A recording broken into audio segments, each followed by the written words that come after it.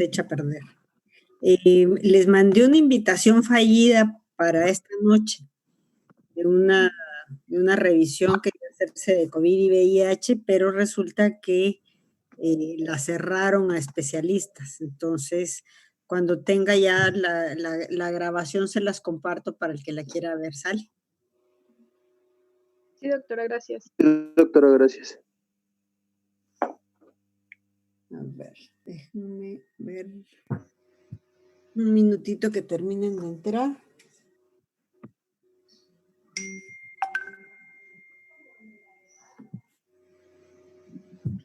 Oiga, doctora, tengo una duda. Sí, claro. Respecto a las preguntas que dijo que iba a mandar ayer, Ah, no, es que no existió ayer nada, corazón, porque no sé si se recuerdan que hace como un mes la computadora se me fue al diablo. Entonces la compusieron y teóricamente estaba bien. Y ayer estaba dándoles clase al grupo antes de ustedes y cuando faltaban como 5 minutos para acabar, se volvió a morir.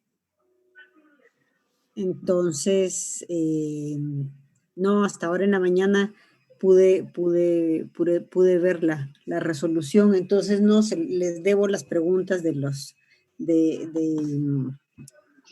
de la autoevaluación. sí, es autoevaluación, no solo para que vayan Ok. bien. ¿Sale? Ah, bueno, sí, doctora. Ahora se los mando, porque este es un tema muy chiquitito. Este de celulitis es realmente, pues, muy chico. Vamos a empezar a ver qué hora es, casi 2 minutos. Sí, ya nadie está entrando. Sí, ya nadie está entrando. Bueno, vamos a empezar con que sería el penúltimo tema. Entonces nos queda, además de esto, peritonitis, la endocarditis y algo del absceso hepático es chico también. Y ya con eso terminamos. No me ha contestado el ingeniero las dificultades para el ingreso a Moodle, así que eso también se las tengo pendientes, por favor. En cuanto él me conteste, vemos qué hacemos. Entonces vamos a empezar con la celulitis, que bueno, la celulitis es un proceso inflamatorio agudo y difuso que compromete el tejido subcutáneo. Es una infección aguda, piógena, ¿no? De piel y tejidos blandos. En general es leve, pero puede, al volverse grave, tender a la diseminación local o general por vía linfática o por vía hemática. Muchas veces se confunde con la dermatitis de contacto. Una de las formas de poder diferenciar es cómo terminan las lesiones, la existencia de prurito, y además en la dermatitis de contacto pues no existen datos clínicos sistémicos que vamos a revisar en un momento. La etiología de la celulitis va a depender mucho de la forma de inicio, es decir, los factores que se asociaron para que se pudiera dar. Porque muchas veces es por diseminación, pero puede ser por cirugías, por picaduras, por contigüidad, ¿sí? Entonces, existen diferencias, aunque la mayor cantidad de casos está dado o por Streptococcus pyogenes o por Staphylococcus aureus. Y estos son realmente los más comunes en pacientes inmunocompetentes. Esta es una cosa que es muy importante. Y dependiendo de la puerta de entrada, pues vamos a ver diferencias. Cuando la piel es la que presenta alguna solución de continuidad por las razones que después vamos a ver, pues va a ser el aureus el que va a estar teniendo mucho más problemas. El problema es que existen cada vez más casos de aureus meticilino dependiente y esto sí nos complica bastante. Hay distintos factores de riesgo que pueden modificar la flora que generalmente se presenta. Por ejemplo, si tienen mordeduras, eh, evidentemente cuando hablamos de las mordeduras estamos hablando de una mayor cantidad de patógenos que existan en la boca de quien haya mordido, porque aquí no solo tenemos mordeduras por animales, sino también mordeduras de humanos. Entonces, lo que tenemos que ver es que la flora que va a afectar a la celulitis, pues va a estar dada por procesos inherentes del paciente o por la puerta de entrada o localización del proceso infeccioso que salga. Entonces, por ejemplo, aquí vemos que los usuarios de drogas intravenosas están, bueno, de drogas, no intravenosas, de drogas, porque vamos a ver dos condiciones. Están colonizados en su mayor cantidad por Staphylococcus aureus, no solo en la piel, sino también en la nariz. Entonces, en ellos, por ejemplo, tenemos más meticilina resistentes a los estafilococos que están. En los pacientes que tienen VIH, el riesgo de la presencia de gram negativos y flora microbiana pues aumenta en la medida que avanza la inmunosupresión. En los diabéticos hay que considerar un mayor riesgo de infecciones necrotizantes, el que se puedan producir úlceras crónicas o al revés, que las úlceras crónicas sean la puerta de entrada para desarrollo de celulitis posterior. Tenemos que la gente que ha usado antibióticos puede también modificar la flora que esté, entonces aquí que tengamos infecciones mixtas, sobre todo con bacilos gram negativos. En cualquiera de las inmunosupresiones vemos que la posibilidad de gérmenes resistentes pues está cada vez más elevada. Ahora, cuando la puerta de entrada está relacionada con objetos sucios, heridas o tierra, tenemos que hacer la consideración de dónde se produjo, porque en el agua dulce, por ejemplo, aumenta la posibilidad de que sean aeromonas y en el agua salada, pues nos tenemos que acordar de los distintos vidrios. Entonces, tenemos además, de acuerdo al trabajo que realizan las personas, también gérmenes especiales, o sea, especiales porque no son comunes, como Erysipelotrix, que es frecuente en las personas que trabajan con carnes crudas. Eh, También recientemente se han informado celulitis por Streptococcus pneumoniae, esto en el contexto de enfermedades que tengan el germen. Entonces, aquí existe de parte del paciente que está siendo afectado como una especie de predisposición para que este coco gram positivo, no negativo, gram positivo capsulado sea el que tiene que estar. Entonces, tenemos siempre que ver la situación inicial del paciente para definir la etiología, porque de esto va a depender el tratamiento también. Entonces, acordándonos, acabamos de ver las micosis sistémicas que en los pacientes inmunosuprimidos pueden presentarse, aunque no sea frecuente, pero pueden darse micosis o infecciones con micobacterias. En los pacientes neutropénicos, por ejemplo, hay que considerar la presencia de bacilos gram negativos y merecen un trato diferencial este asunto. Entonces, muchas veces hay que tener apoyo de los cirujanos para poder establecer cuál es la extensión que finalmente la, la celulitis vaya a tener. Ver el grado de compromiso, la vitalidad de los tejidos que estén afectados, qué sé yo. Entonces, lo que vemos es que hay factores que sí podemos modificar y factores que no podemos modificar. Entonces, vamos a verlos como generales y locales.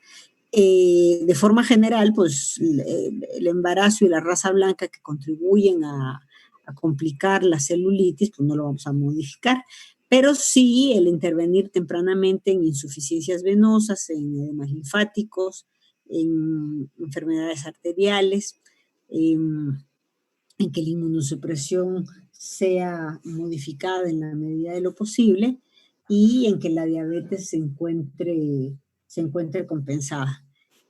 De forma local, lo que tenemos que ver es cuál fue el traumatismo eh, que se dio. Esto no lo vamos a modificar, pero sí lo tenemos que establecer, ver si la vía de entrada fue por traumatismo, mordedura, picadura de insectos. Los tatuajes también tienen asociado mucho a la celulitis, el que existan úlceras venosas varicosas.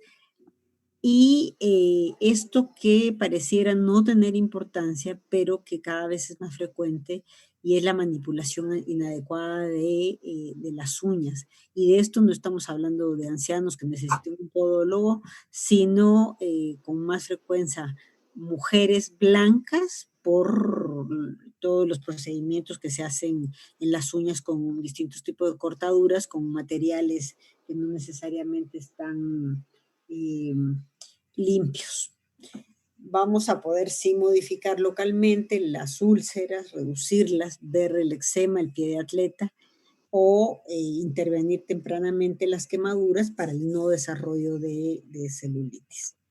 Ahora, como prevención, no es que tengamos una cuestión en específico, va a depender de las condiciones de estas que hablábamos antes, de las que sean modificables eh, por el tratamiento temprano, ya sea de la insuficiencia o del eczema y demás. Pero lo cierto es que algo que sí podemos hacer para las recidivantes es modificar el edema linfático, y esto pues es fácil porque es simplemente hacer masaje eh, que vamos a ayudar a que no se presenten de forma repetitiva las celulitis, que desgraciadamente cuando existe problemas linfáticos de fondo, esta es una de las características que tiene, que va teniendo pues recurrencia, ¿no? Eh, si bien los miembros inferiores son los que con mayor frecuencia presentan celulitis, vemos también que podemos tener en miembros, perdón, en miembros inferiores es lo más común en las piernas, pero podemos también tener en los brazos, podemos tener en la cabeza, en el cuello, en el tronco o en el abdomen. Lo que vamos a encontrar aquí es una zona de piel dolorosa, que va a ser dolorosa, no siempre. Esta es una parte importante porque va a ser el diagnóstico diferencial, eh, porque el dolor se va a presentar a la palpación. Generalmente el inicio es brusco. La zona afectada se va a ver eritematosa, edematosa. Si la tocan va a tener cambios de temperatura. Muchas veces es bastante caliente, como puede sentirse. Los límites no son netos y el calor, les digo, va a estar solo local y sobre todo la palpación. Ahora, pueden presentarse simplemente como una mancha, ¿no?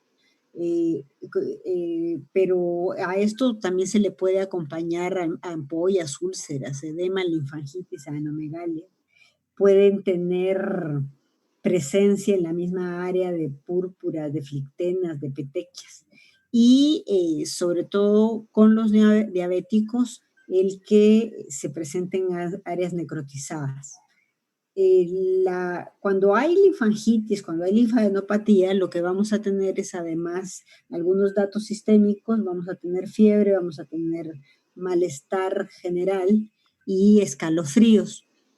Solo en los casos graves en donde avanza rápidamente es que vamos a poder tener datos de sepsis que indican la diseminación y que tienen que tener otro tipo de intervención a donde ya lo habíamos visto, ¿verdad?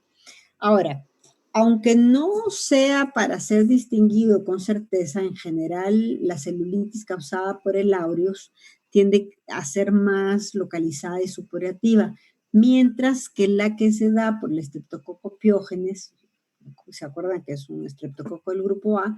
Tiende a extenderse más rápidamente y se acompaña de linfangitis.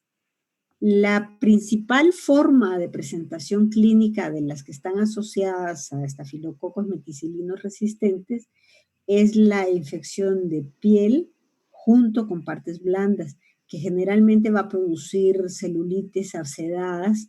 Estas pueden ser únicas o pueden ser varias. También puede presentarse la celulitis como parte de un cuadro tóxico o de sepsis. Ahí el asunto es al revés, ¿verdad?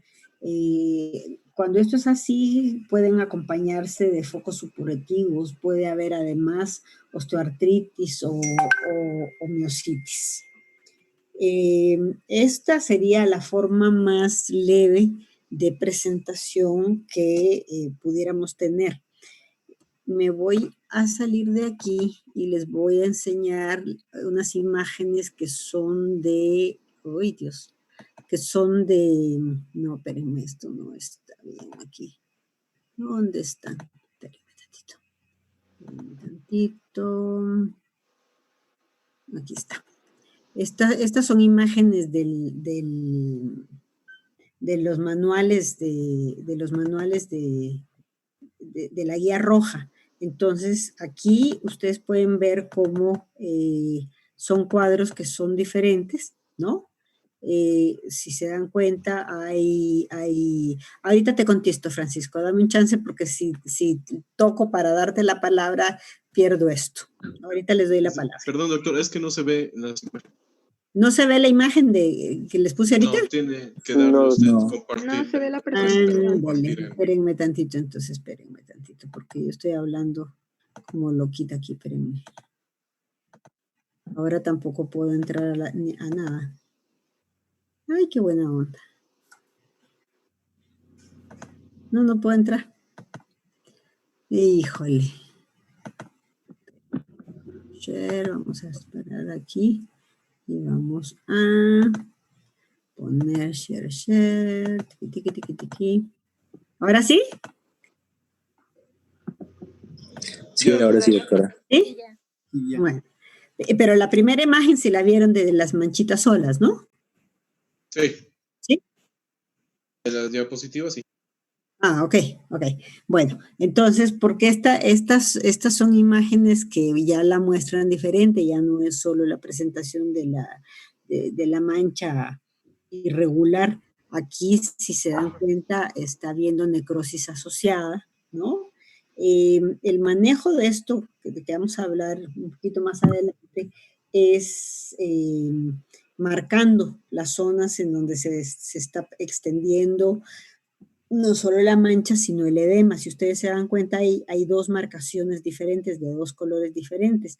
Aquí lo que esto está mostrando es que la zona de la mancha no era exactamente la misma del edema, pero la marcación después, si ustedes se dan cuenta, aquí esto se siguió.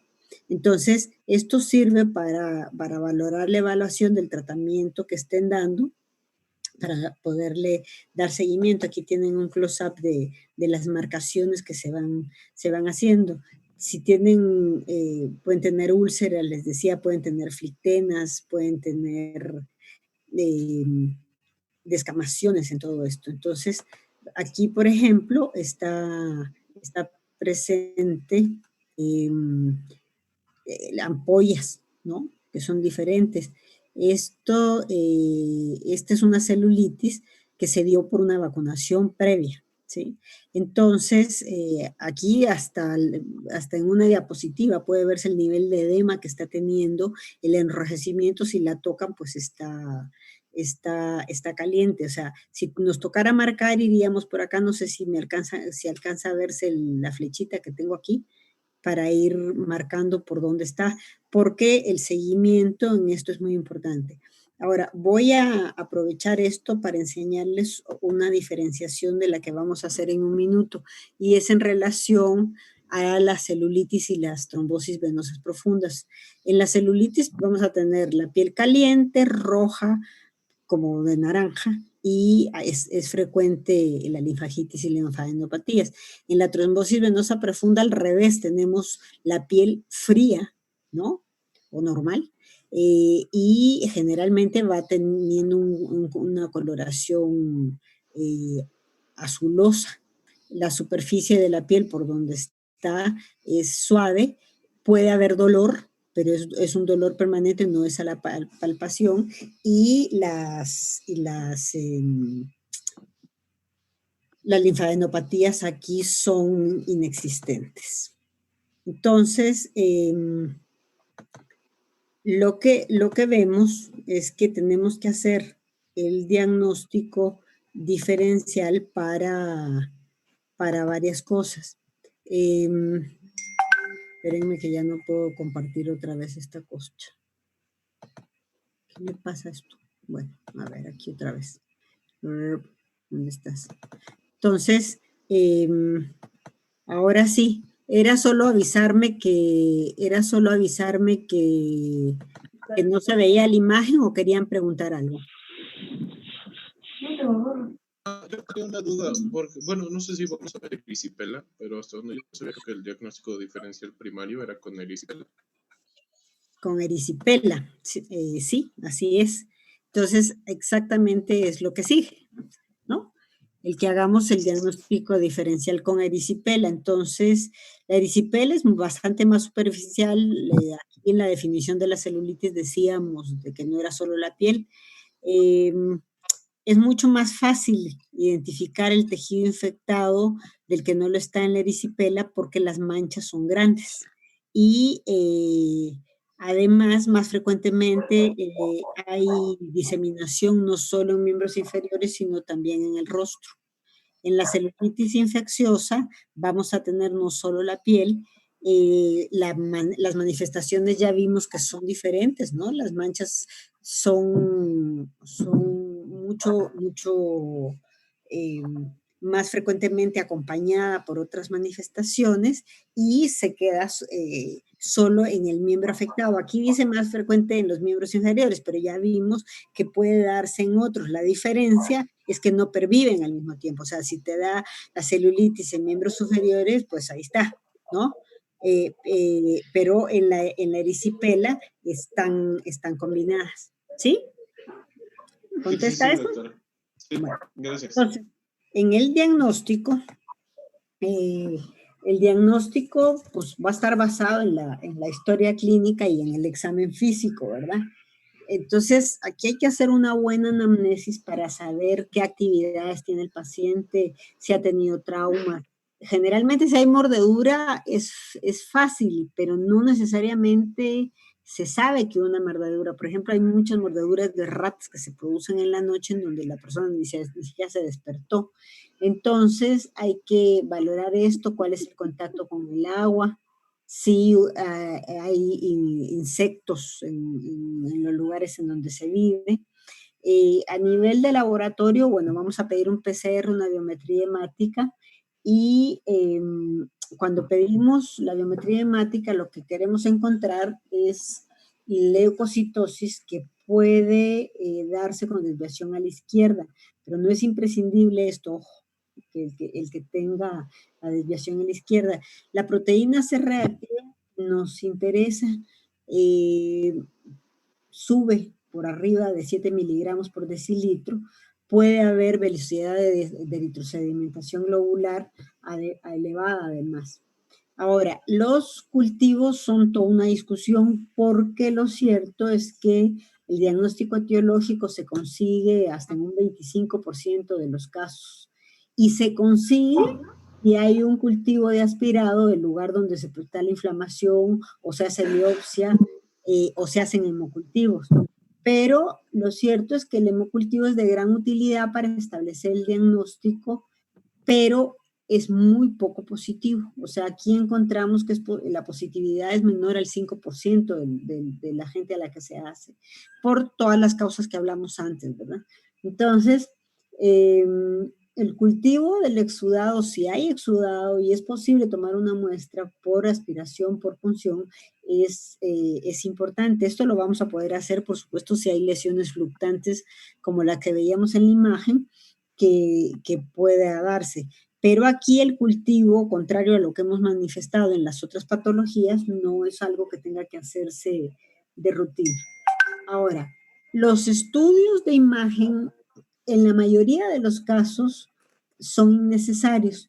Pero las radiografías óseas o las tomografías son importantes cuando además tenemos sospecha de osteomielitis, de abscesos, de fascitis necrotizante, o incluso de la presencia de cuerpos extraños. Muchas veces todo esto se desencadena, una gente trabajando en el campo se entierra una espina, cree que ya se la sacó y al tiempo empieza a presentarse una celulitis, entonces esa presencia de cuerpos extraños no la vamos a lograr establecer si no es mediante imagen.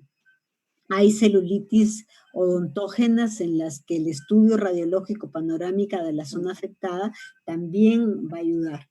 Los ultrasonidos nos van a ayudar a detectar la acumulación de pus subcutáneo cuando estamos frente a una celulitis complicada. Y ese mismo ultrasonido, si la celulitis está complicada, nos puede ayudar para guiar el drenaje. Esto a veces es tan fácil hacerlo como una aspiración con aguja, pero tiene que estar de forma guiada para poder tener éxito en todo esto. El tratamiento, bueno, aquí hay varias cosas para ver. La primera cuestión es el reposo del paciente, el reposo del miembro con elevación, dar analgésicos en la medida en que sea necesario, sin utilización de ácido acetilsalicílico. Aquí es donde les decía que hay que marcar la zona con celulitis y hacer una revisión permanente para que no se agrave. En general cede fácilmente. Muchas veces, si los pacientes no pueden regresar a la consulta, lo que se aconseja es decirle, bueno, aquí le marqué dónde le está teniendo en este momento, comuníquese si esto se extiende, si el edema aumenta, si empiezan a haber datos sistémicos. Decíamos que puede haber linfadenitis, puede haber linfangitis asociada. Entonces, estos son datos que hay que decirles a los pacientes si es que no es posible realizar el monitoreo todos los días. Ahora, la elección del tratamiento antibiótico inicial tiene que darse siempre cubriendo a los dos que nos importan más, ¿verdad? Ya vimos que entre los dos suman el 75% de todos los casos. Entonces, tenemos siempre que iniciar el empírico, el tratamiento empírico para cubrir Staphylococcus aureus y piógenes. Si no hay sospecha de otros gérmenes y en el lugar en donde estén trabajando, la epidemiología no les está diciendo de que pueda tratarse de otra situación o que la puerta de entrada se dio en una cirugía de hospital, por ejemplo, en donde pueden haber otro tipo de gérmenes, entonces lo más sencillo que vamos a empezar a hacer es el uso de cefalosporinas de primera generación. Podemos ver ampicilina o amoxicilina con ácido clavulánico. Entonces, esto como una cuestión general, pero hay que ver adecuando a la circunstancia del propio paciente, a los factores de riesgo que tenga, la extensión de la celulitis, lo pronto que haya acudido a buscar tratamiento. Generalmente, les decía, son infecciones sencillas. Generalmente no es necesario estar agregando otro antibiótico, pero el asunto es que tenemos sobre todo al Streptococcus pyogenes que nos viene a complicar. Hablamos de cómo hay más fasciitis ligada al Streptococcus pyogenes. Entonces aquí puede ser importante el que agreguemos al esquema inicial a la clindamicina, ¿sí? Realmente la celulitis es frecuente, cede fácilmente, porque lo cierto es que nos tenemos que dar cuenta que la piel pues es un órgano que al estar expuesto corre el riesgo de tener una enorme variedad de alteraciones está expuesta a distintos agentes microbianos, pero también agentes mecánicos, térmicos, químicos, ¿no? Entonces, esto es muy importante porque no se debe descuidar ninguna lesión o trauma que se haya presentado, porque por chiquito que sea, yo qué sé, una espina, por ejemplo, puede crear una puerta de entrada para diferentes microorganismos y las complicaciones van siendo muy serias. Entonces, les decía, es un tema que es sencillo, pero que requiere de valoración, requiere de monitoreo y requiere del antibiótico adecuado, aunque sepamos que es lo más común esto, tenemos que ver que puede complicarse muy rápidamente. ¿Sale? Y con esto termino. Si tienen preguntas. Disculpe, doctora, con respecto a... Bueno, compañero, termina. No, tú. A ver, Silvia, te cedió la palabra. Ok, muchas gracias. Bueno, yo conocía, bueno, en primera instancia, a escuchar la palabra celulitis, a mí me viene a la mente como la piel de naranja, pero había investigado y encontré que a esta se le llama como paniculopatía edematosa fibroesclerótica. Es que lo que pasa es que la celulitis de vanidades es esa. Ajá, pero no tienen, o sea, lo que no entiendo es por qué se le atribuye el mismo nombre, o sea, que se le conoce igual como celulitis. Porque ya que no tiene nada que ver. Por eso es que puse celulitis infecciosa, ¿sí? ¿Por Sí. qué? Porque se ha generalizado banalmente el término celulitis a la falta de ejercicio, a la falta de agua, a la falta de la belleza que le piden tener a las mujeres que no tiene nada que ver con las infecciones.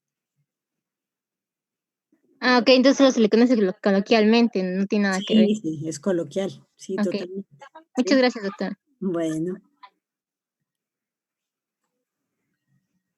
Doctora, una pregunta. Sí, ahora sí, Edgar. Con respecto al tratamiento, bueno, yo había leído que para evitar lo que es una reinfección estreptocócica, se recomendaba aplicar penicilina benzatínica. Penicilina benzatínica. Sí está contemplado, pero esto es cuando está asociado a otro tipo de estreptococo. Entonces sí está, y esto se usaba bastante más antes. Entonces incluso les ponían penicilina una vez al mes, ¿sí? Pero lo cierto es que con el uso de las cefalosporinas, esta es una práctica que ya casi desapareció. Son muy raros los casos en donde vayan a haber recidivas siempre y cuando no estén asociados a otra morbilidad en el paciente. Por eso es que hacemos la separación de factores que sí podemos cambiar y los que no podemos cambiar, ¿no? Porque si tú estás teniendo a un paciente que tiene problemas de linfa, pues lo que tienes que entrar a tratar es el problema de la linfa, ¿no? En el caso de pacientes donde se convierte esto en complicado, que no lo mencioné, sí salí en la diapositiva, pero no dije nada, fue en el caso de la gente que tiene estafilococo meticilino resistente, porque entonces ahí sí tenemos que ver al inesolido, tenemos que ver el uso de la vancomicina, ¿sí? ¿Sale? Gracias, doctora. Entonces, aquí el chiste es que para poder tratar la celulitis, que puede resolverse fácilmente, hay que tratar las insuficiencias venosas, las enfermedades arteriales periféricas. Si hay hongos, el pie de atleta es una puerta de entrada que es muy importante. Entonces, hay que tratarlo para evitar las recidivas, precisamente. Gracias. Pero sí está reportado el uso de la penicilina cada 21 días. Ajá, bueno, es que había leído que se recomendaba utilizar durante 5 años, pero cada mes, como mínimo. No, pero eso ya no es así. ¿De qué fecha es la bibliografía? Ah, lo saqué del libro de Arenas, de dermatología. Sí, no, eso ya no es así porque finalmente estamos teniendo más éxito en el control. Entonces, si tú tienes una persona que está teniendo recidivancia, estás viéndote obligado a hacer monitoreo hematológico, no hematológico, por hemocultivo y ubicar el germen que está, pero tú sabes lo que es a una persona darle 5 años de antibiótico. No, pues es mucho. Sí, ¿no? Entonces, a ver, Marco Antonio, levantaste la mano. Sí, Marco Antonio. sí, digamos, consulta por una expuesta. ¿Se Híjole, escucha? no se corta mucho.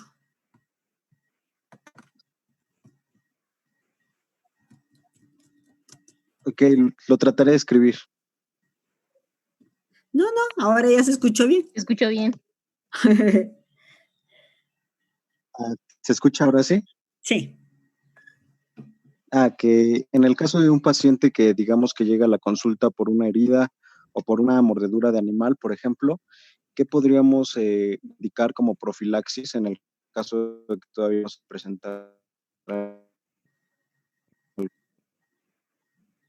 No, pues sí se perdió.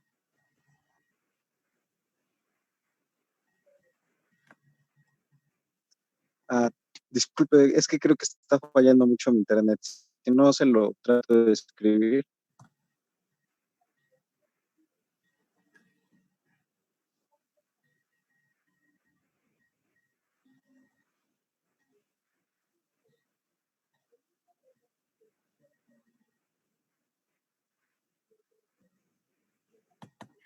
No, pues no aparece nada. Creo que su pregunta se refería a que si es una mordedura y no ha aparecido celulitis, ¿qué podríamos dar de profilaxis para que no aparezca? Bueno, eso fue lo que ya entendí de su pregunta. Es que en realidad no hay que dar profilaxis, ¿no? Acuérdense que dijimos que la profilaxis era el uso de los antimicrobianos en menor cantidad frente a factores de riesgo que fueran modificables, ¿no? Entonces, aquí el asunto es más bien la instrucción temprana a los pacientes de que si empiezan a presentar un problema de que se les pone roja la piel, si se les pone calientita en un determinado lugar, que entonces acudan de inmediato, pero darlo de entrada, pues no sería. Ahora, si por ejemplo lo que están teniendo es una cortadura, pues imagínense ustedes, habría que darle profilaxis acá, picadura, ¿no? De un insecto. Y pues eso no es así. Entonces, pero si por ejemplo tuvieron un traumatismo, estaba muy cochino la persona como llegó y qué sé yo, ya vimos que de todas maneras son los agentes de la misma piel los que están en su gran mayoría causando todo esto. Ahora, si tienen en su valoración que ver que tienen alguna inmunosupresión o qué sé yo, pueden empezar con amoxicilina o ampicilina, pero eso no evita la educación que hay que darle al paciente para que él haga él o ella hagan la identificación inmediata de cualquier dato que ya les esté indicando que se desarrolló celulitis. ¿Sí? ¿Sí te contestó?